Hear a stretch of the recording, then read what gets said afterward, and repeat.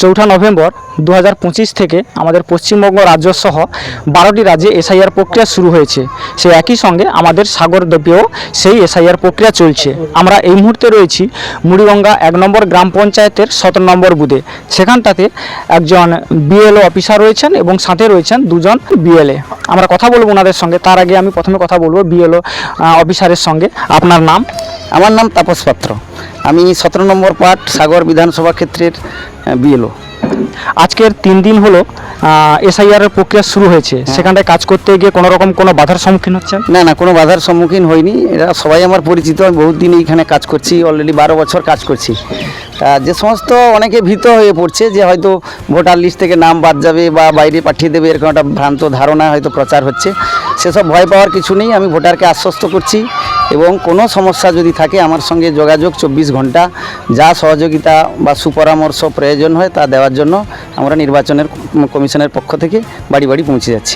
এখনো পর্যন্ত যতদূর দেখেছেন কোনো মৃত ব্যক্তির নাম কি পেয়েছেন? হ্যাঁ, 2টো মৃত ব্যক্তির নাম পেয়েছি। আগে অনেক ছিল কিন্তু বাদ হয়ে গেছে আমাদের। 2টো রিসেন্ট মারা গেছে বলে ওই 2টো ব্যক্তিরই নাম পেয়েছি। কাজটার মধ্যে কতটা স্বচ্ছতা বোধ মনে করছেন?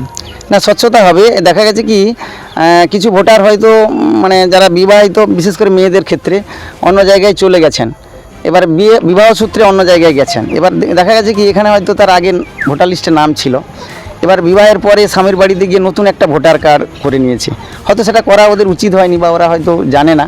তা এখন দেখছি এই প্রক্রিয়ার মাধ্যমে সেই রকম কিছু মানে বিবাহিতা মহিলা কিংবা যারা দুবার দু জায়গায় ভোট করেছে তাদের ভোট একটা তো অবশ্যই বাদ যাওয়ার সম্ভাবনা থাকবে। কিছুটা স্বচ্ছতা আসবে বলে আমার মনে হয়।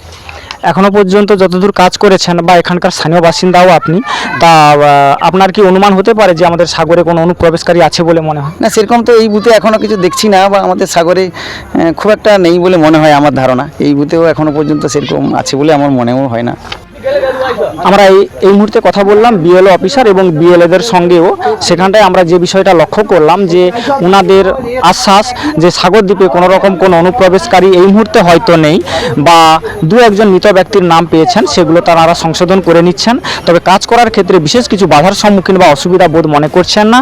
তাই ওনারা এবং স্থানীয় গ্রামবাসীরাও যথেষ্ট পরিমাণে উৎসুক। এবং সেখানে গ্রামবাসীরা বিভিন্ন জায়গায় লক্ষ্য করেছিলাম সংবাদ মাধ্যম মারফত যে যিনারা হচ্ছে ভীত সন্ত্রস্ত বা আতঙ্ক বোধ করছিলেন, সেখানে সেই রকম কোনো লক্ষ্য করা যায়নি। গ্রামবাসীদের মধ্যে যথেষ্ট উৎসাহ উদ্দীপনা রয়েছে এবং তারা এটা স্বচ্ছতার সঙ্গে করতে চাইছে এবং করা প্রয়োজন বলেও মনে করছেন।